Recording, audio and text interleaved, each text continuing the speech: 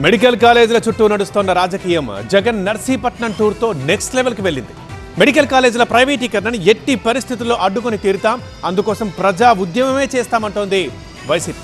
1-2 రోజులు కాదు, 40 రోజుల ఉద్యమ కార్యాచరణ రూపొందించింది. మరి వైసీపీ నిరసనలకి కూటమి తలొగ్గుతుందా?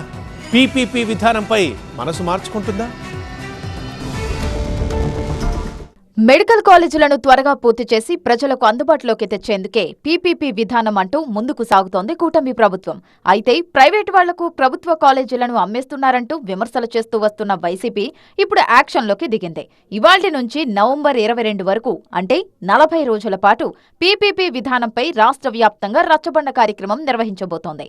అలాగే ఈ నెల 28న నియోజకవర్గాల్లో ర్యాలీలు, నవంబర్ 12న జిల్లా కేంద్రాల్లో నిరసన ర్యాలీలు చేయాలని నిర్ణయించింది వైసీపీ.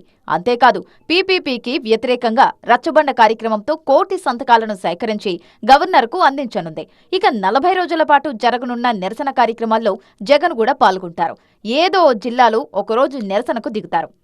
పీపీపీ విధానంపై ఫైర్ అయిన వైసీపీ సీనియర్ నేత సజ్జల తమ ప్రభుత్వం కంటిన్యూ అయి ఉంటే 10 కాలేజీలు ప్రారంభమయ్యామన్నారు. ఎలాగైనా కూటమి మెడలు వంచుతామన్నారు సజ్జల. ప్రభుత్వ మెడికల్ కళాశాలను ప్రైవేటీకరణకు ఏదైతే కుట్ర పన్నడం అయిపోయి ప్రయత్నం కూడా చేసి ఇంప్లిమెంటేషన్ స్టేజ్కి వచ్చింది ఈ ప్రభుత్వం బరితెగించి, చంద్రబాబు నాయుడు ప్రభుత్వం.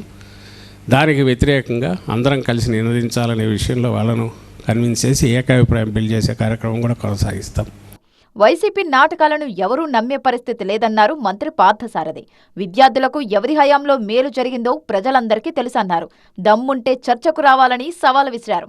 పీపీపీ మోడల్ ద్వారా కూటమి ప్రభుత్వం పూర్తి చేయబోతున్న మెడికల్ కాలేజీల్లో మన తెలుగు విద్యార్థులకి, మెరిట్ విద్యార్థులకి మీ విధానంలో మేలు జరిగిందా లేక ఈ కూటమి ప్రభుత్వ విధానంలో మేలు జరిగిందా? ఒక్కసారి బహిరంగ చర్చకి సిద్ధమా జగన్మోహన్ రెడ్డి గారు అని చెప్పేసి నేను అడుగుతా ఉన్నాను. నేను మొత్తంగా పీపీపీ విధానంపై ప్రజలకు వివరిస్తాం, అందర్నీ కలుపుకొని ప్రభుత్వం వెనక్కి తగ్గేలా చేస్తామని వైసీపీ అంటుంటే ఏది మంచో ఏది చెడో ప్రజలకు తెలుసు. వైసీపీ లాంటి పార్టీ చెబితే ప్రజలు వినే పరిస్థితుల్లో లేరని కౌంటర్ అటాక్ చేస్తోంది కూటమి.